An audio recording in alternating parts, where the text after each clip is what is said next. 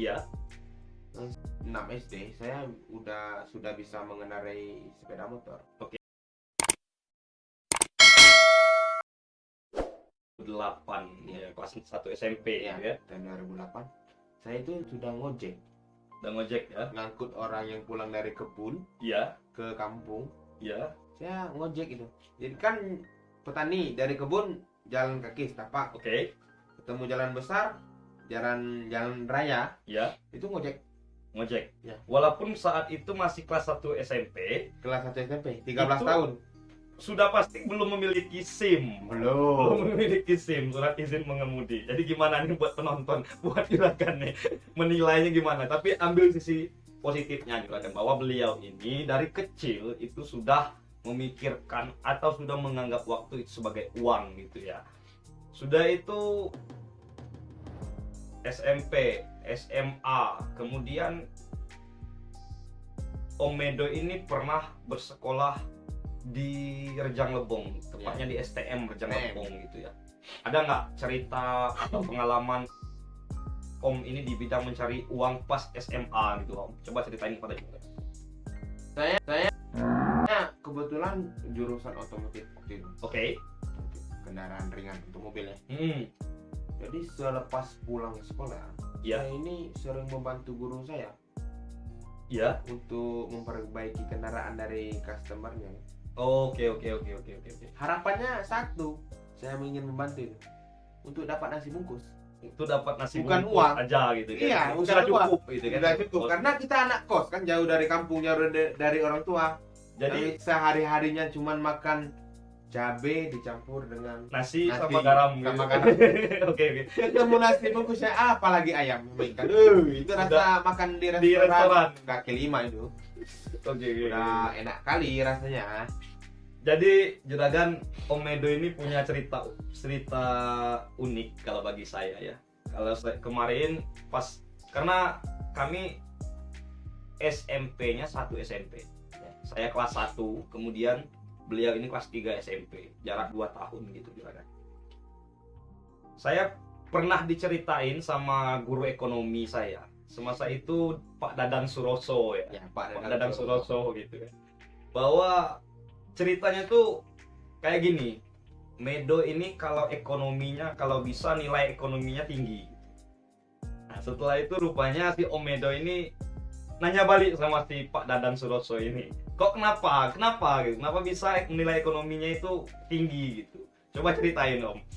Jadi kata Pak Dadang Suroso dengan saya, Iya, Medo, kamu nih nilai ekonominya lumayan tinggi. iya. Kok bisa Pak? Dia bilang, masih bau kencur udah bisa nyari uang. Oh, masih Bau bawa kencur. kencur. Oke. Kata Pak Dadang kan.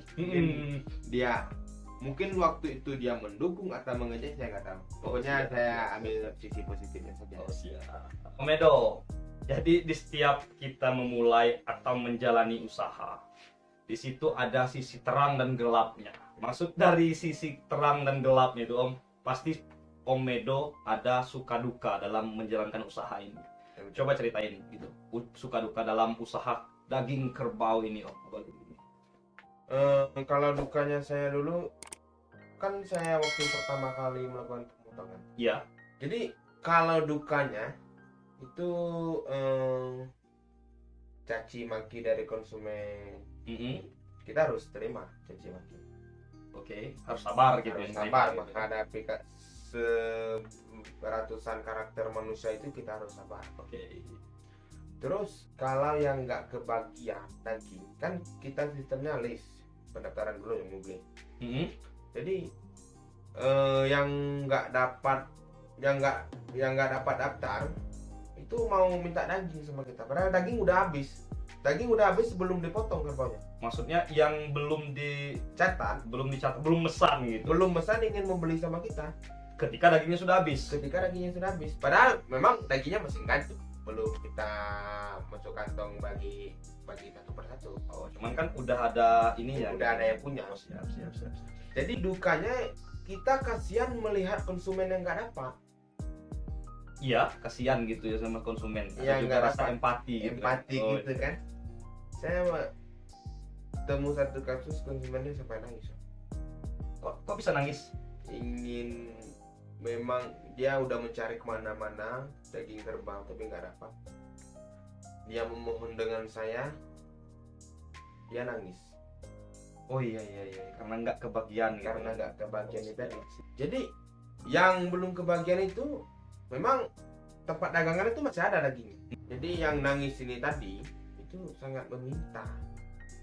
Saya merasa kasihan juga kan. Ingin saya mau bagikan daging ini, takut ngambil daging yang ini, takut yang konsumen lain marah. Nggak sudah masuk daftar gitu ya. Ya, nggak saya kasih ini. Rasanya ingin lebaran pertama ingin menyantap daging ya. Waktu itu saya kepikir bahwa saya untuk stok sendiri kan masih ada itu. Pasti mau di stok untuk Pasti, sendiri gitu kan. Jadi saya ke belakang ngambil untuk stok sendiri itu saya kasih nggak tahu berapa potong, sekitar 10 potong nggak saya timbang. Jadi uangnya dikasihnya berapa itu? 30.000 dan saya menolak bang. Saya merasa iba juga. Berapa nih dikasih tadi? 30.000. Bukan, maksudnya ke si yang nangis nih nggak kebagian tadi. Berapa kilo dikasih gitu? Kalau kilonya nggak saya ingat berapa. Pokoknya ada lah gitu ya. Ada lah, sekitar 10 potong sudah diiris. Itu boleh dibilang bukan dukanya sih Om. Dukanya mungkin merasa kasihan. Ya, merasa kasihan tuh. Tapi sukanya, wah kita dapat membantu. Karena kita yang punya daging, nggak mungkin kita nggak mampu untuk kasih yang kayak gini gitu ya kan. Karena setiap tindakan kalau bisa membantu orang lain lebih baik. Oh siap. Terus untuk sukanya Om, apa nih? Kalau sukanya banyak sih. Sukanya banyak gitu. Ya, bisa berbagi. Iya. Walaupun ini kan bisa membantu satu sama lain, bisa menolong rekan-rekan. Ya, walaupun dia menolong saya kan saya bisa membantu dia juga memberi belanja. Terus menambah pergaulan itu suka baik sesama penjual dan pada konsumen. Oh siap.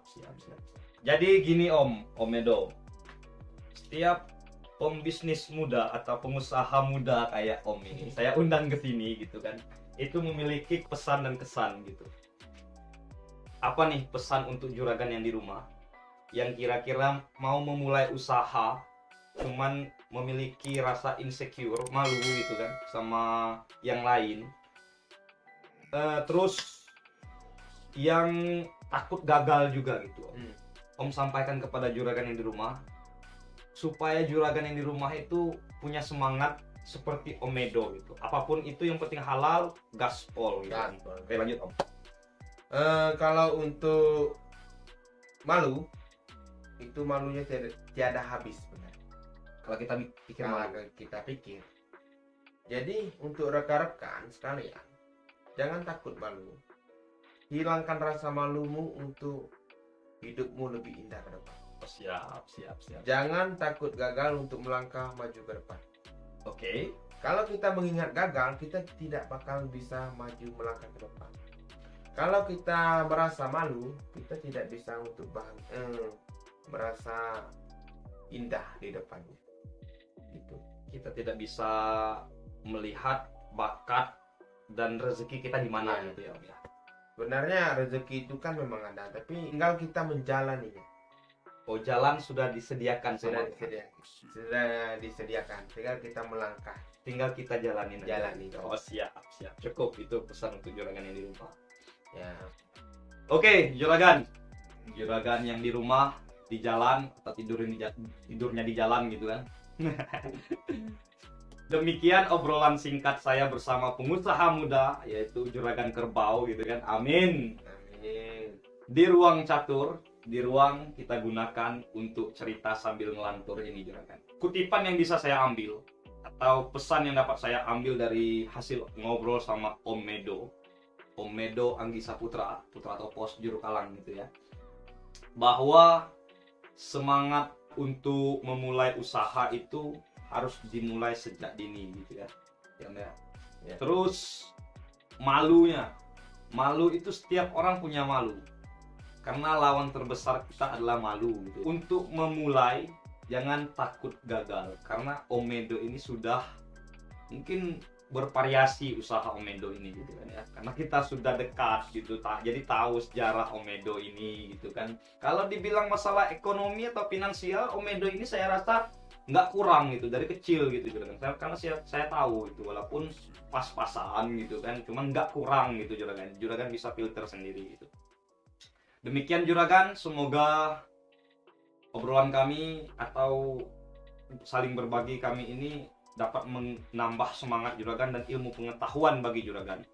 Jangan lupa, kalaupun ini menambah ilmu pengetahuan bagi juragan di rumah, jangan lupa dukung channel kita dengan cara like, comment, share, dan subscribe channel Bang Al Amdis. Kemudian klik tombol notifikasinya supaya juragan bisa ngikutin terus perkembangan channel kita gitu juragan. Demikian juragan, saya tutup. Kita barengan. Wassalamualaikum warahmatullahi wabarakatuh.